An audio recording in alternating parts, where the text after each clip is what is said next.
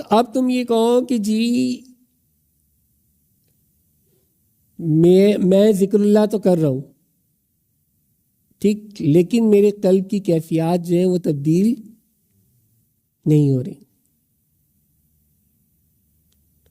تو اس کا مطلب یہ ہے کہ تم شریعت کے کسی نہ کسی معاملے میں کہیں نہ کہیں کوئی نہ کوئی ڈنڈی مار رہے ہو. یا تو تم اپنے والدین کے حقوق صحیح طرح ادا نہیں کر رہے،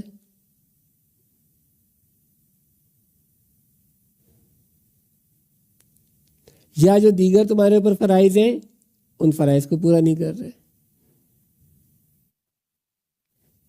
کیونکہ جب تک شرعی حقوق ادا نہیں کرو گے اس وقت تک یہ معاملہ درست نہیں ہوگا، پہلی بات.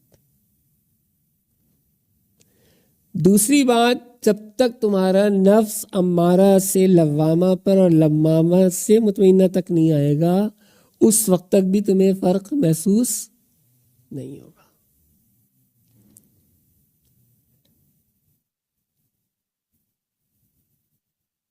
کیوں کہ اب میں بات کنکلوڈ کر رہا ہوں، اس لیے دوبارہ ریپیٹ کر دیتا ہوں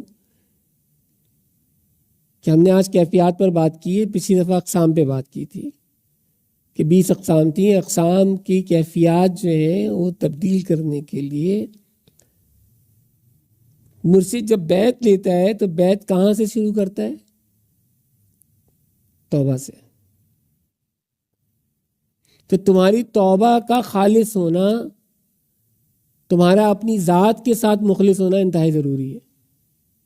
اگر تمہاری توبہ مخلص نہیں ہے اور تم اپنی ذات کے ساتھ خالص نہیں ہو تو تم 15 سال بھی بیٹھے ہوئے ذکر کرتے رہو تو تمہارا کوئی فائدہ نہیں ہوگا، کیونکہ وہ دروازہ تمہارے لیے کھلا ہی نہیں ہے.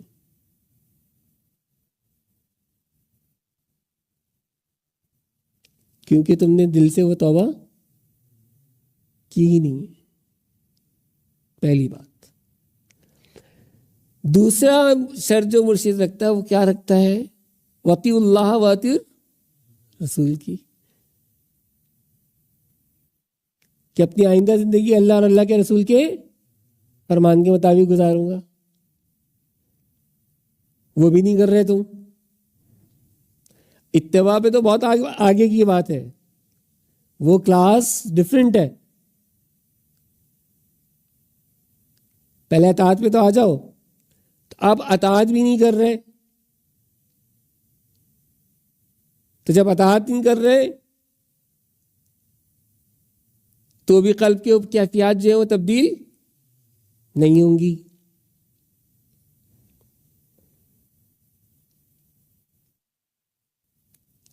اب چاہے بیٹھے ہوئے تم ذکر کرتے رہو اور کہو جی مجھے کوئی فرق محسوس نہیں ہو رہا، تو اسی لیے نہیں ہو رہا کہ تمہاری بدنگاہی دبا کے چل رہی ہے، کہ جن چیزوں سے تمہیں منع کیا جا رہا ہے وہی سارے کام تم کر رہے ہو. ایسا ہے یا نہیں ہے؟ اب بیعت اس بات پہ کیے یا نہیں کیے؟ تو تم تو اپنی بیعت پہ ہی قائم نہیں ہو. اب اس کے بعد جو ہے وہ تجدید ایمان کے لیے مرشد کیا پڑھوا رہا ہے؟ کلمہ.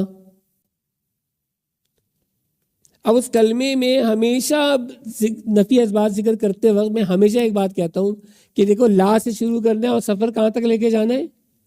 الا اللہ تک. تو یہ سفر کوئی آسان نہیں ہے. اس میں تمہارا نفس بھی تمہیں پریشان کرے گا اور شیطان بھی. دونوں رکاوٹیں ڈالیں گے یا نہیں ڈالیں گے؟ تو لا ہی کو توڑنا سب سے بڑی مشکل کام ہے کہ تمہاری میں جو ہے وہ ٹوٹنا. کیونکہ اب بظاہر تو بت نہیں ہے نا، یہاں پہ کہاں بت رکھے ہیں؟ کسی صنم کا میں تو نہیں بیٹھے ہوئے نا ہم.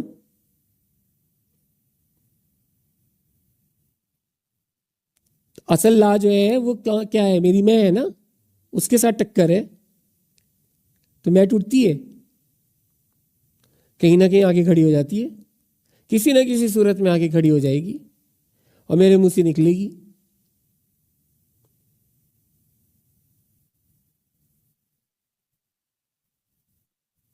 اچھا بچوں بتاتا ہوں، ابھی تو نے دیکھا کیا ہے، بس گئے.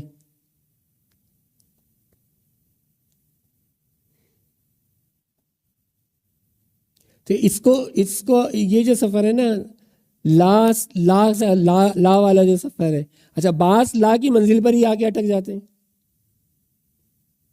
وہ لا سے آگے کا ہی سفر طے نہیں کر پاتے. لا کی منزل آسان نہیں ہے، بہت مشکل ہے. اگر کوئی سمجھنے والا ہو تو لا کی منزل آسان نہیں ہے. ہر چیز کی نفی کرنی ہے، ہر اس چیز کی نفی کرنی ہے جو تمہارے اور تمہارے رب کے درمیان میں آتا ہے، چاہے تمہاری اولادی کیوں نہ ہو. کر لو گے؟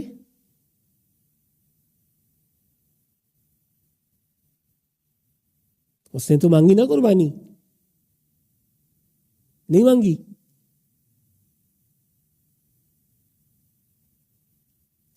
اور باپ بھی راضی اور بیٹا بھی راضی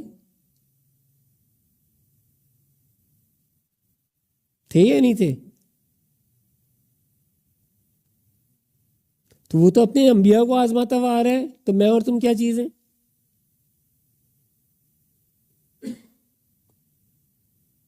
تو لاہی کہہ رہے ہو کہ لاہی کا سفر جو ہے وہ آسان نہیں ہے اگر سمجھنے والا ہو تو اللہ تک پہنچتے پہنچتے تو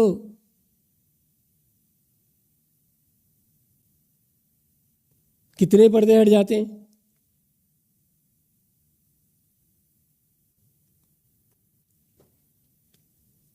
کیونکہ وہ تو منزل مقصود ہے نا.